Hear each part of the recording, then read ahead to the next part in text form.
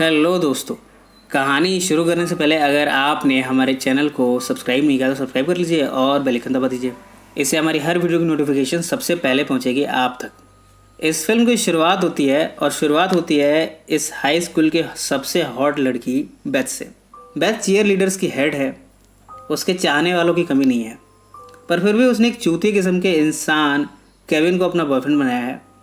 Kevin इतना चूतिया है कि उसके साथी भी महाचूतिया हैं। फिलहाल ग्रेजुएशन डे पार्टी चल रही है, सबको अपनी स्पीच देनी है। स्पीच देने की बारी अब डेनिस की है।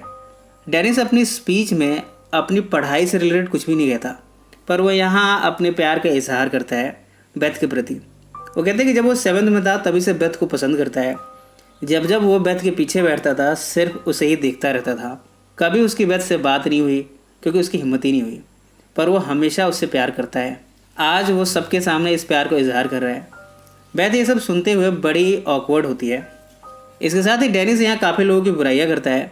वो बेथ के बॉयफ्रेंड केविन की भी बुराई करता है, साथ में ग्रेग की भी बुराई करता है।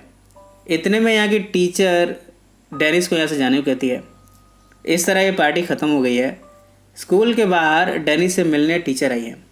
टीचर डेनिस से पूछती है, तुम्हें एक लड़की को प्रपोज करने के लिए यही जगह मिली? डेनिस उससे कहता है, आपने कभी प्यार नहीं किया, अगर आपने किया होता तो आप समझ जाती। तभी टीचर को याद आता है कि वो भी किसी के साथ हमबिस्तर हुई थी, वो भी कार में। डेनिस यहाँ पर मौजूद ही है कि तभी केविन आ गया है। केविन डेनिस को मारना शुरू करता है, पर तभी यहाँ की टीचर आकर डेनिस को बचा लेती है। वो केविन को यहाँ से जाने को कहती है। बाद में बेथ डेनिस को कन्फ्रंट करने आई है। वो उसे कहती है कि तुमने मुझे लज्जित कर दिया है, सबके सामने मेरी कोई इज्जत नहीं रही। पर इसके साथ ही वो अपने कपड़ों को उतारते हुए दिखाती है कि वो कितनी हॉट है। ये सब देखकर डेनिस के मन में काम वासना की लोलुपता जगती है। डेनिस बातों बातों में बेथ को अपने यहाँ पार्टी पर इनवाइट कर देता है। बेथ कहती है कि वो सोचेगी, पर डेनिस को पूरा यकीन है कि वो ज़रूर आएगी। इतने में रिच डेनिस के पास आता है।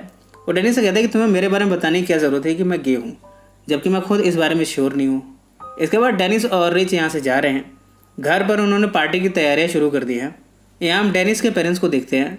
वो यहाँ से दूर जा रहे हैं, पर वो चाहते हैं कि उनका बेटा अपनी वर्जिनिटी को तोड़ दे। वो बड़े परेशान हैं इसके लिए। उन्हें लगता है कि डेनिस की कभी कोई गर्लफ्रेंड बन ही नहीं पाएगी।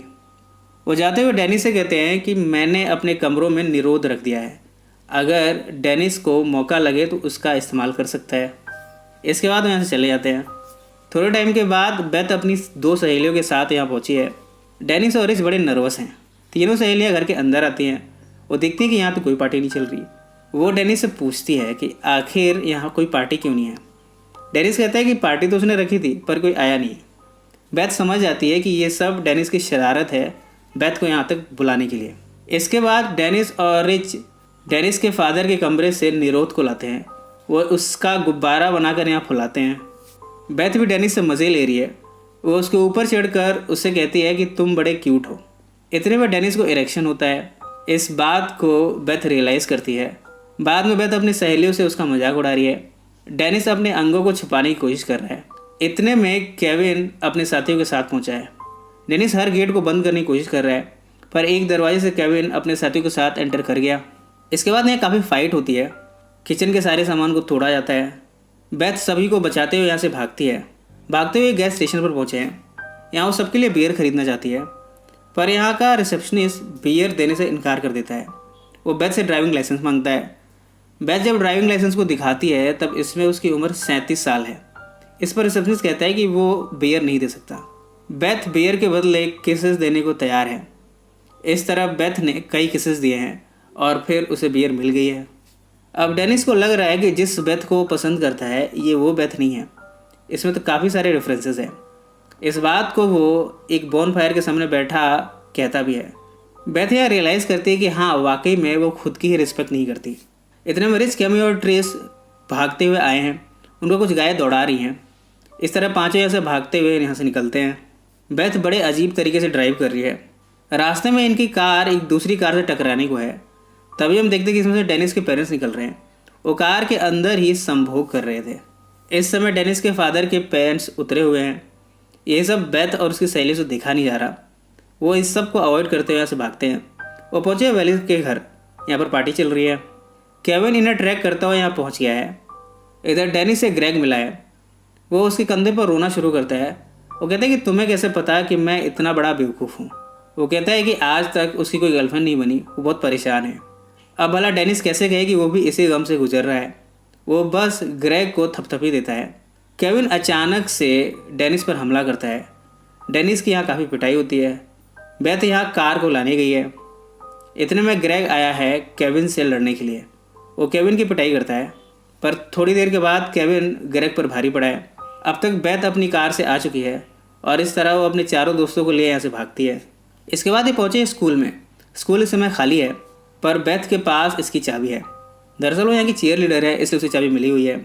इसके बाद वो यहाँ के प्रमाइस में एंटर करते हैं। बेथ अपनी सहेलियों के साथ चीयर लीडिंग डांस को परफॉर्म करती है। डेनिस इसे एंजॉय करता है। जब ये शावर लेने जाते हैं तब बेथ नग्न अवस्था में डेनिस के सामने आती है। डेनिस ये सब देखकर शर्माने लगा है। बाकी सभी शावर लेने जा रहे हैं। डेनिस अब इसकी तैयारी कर रहा है। तभी अचानक से केविन उसके पीछे आ जाता है। यहाँ वो डेनिस को मारना शुरू करते हैं। अब तक रिच बाहर आ चुका है। उसके पास लड़ने के लिए सिर्फ तौलिया है। इस तौलिए से एक घमासान लड़ाई होती है। इस तौलिए के बल पर रिच ने केविन को हरा दिया है और इस तरह ये सभी यहाँ से भागते हैं। भागते हुए पहुँचे ट्रिस के फैमिली कैबिन में। यहाँ एक तरफ तो सनराइज़ को देखने के लिए बेथ और डेनिस बैठे हुए हैं। बेथ डेनिस से कहती है कि उसने केविन जैसे चूतियों को पसंद करके बहुत बड़ी गलती की है। केविन उसके तो क्या किसी भी लड़की के लिए डिजर्व नहीं करता। डेनिस भी इस बात में हामी भरता है। यहाँ दोनों एक दूसरे को किस करते हैं। ये इनकी पहली किस है।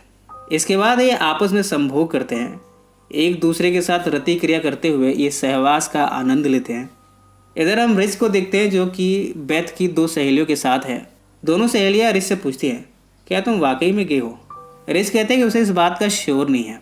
अब इस बात की जांच करने के लिए तीनों एक साथ हम बिस्तर होते हैं।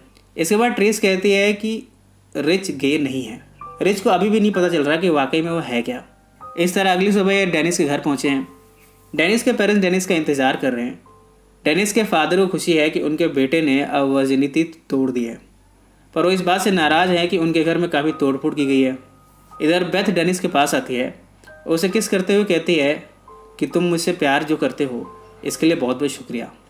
डेनिस उसे कहता है कि तुम में हर चीज़ प्यार करने लायक है। ऐसी कोई चीज़ है ही नहीं जिससे मैं प्यार ना करूं। इस तरह ये दोबारा हाई स्कूल रियूनियन में रियूनाइट होने का वादा करते हैं और अगर तब तक ये कुंवारे रहे तो दोनों आपस में शादी कर लेंगे। इस तरह बेथ अपने सहेलियों के साथ चली गई है। बाद में रिच डेनिस से कहता है कि शायद मैं गे नहीं हूँ, मैं दोनों जेंडर के प्रति आकर्षित हूँ। या डेनिस कहता है कि वो रीयूनियन तक वेट नहीं कर सकता। वो बेथ को अभी प्रपोज करना चाहता है। ये दोनों तरीके ढूंढना है कि किस तरह बेथ को प्रपोज किया जाए और फिल्म यहीं समाप्त हो जाती है।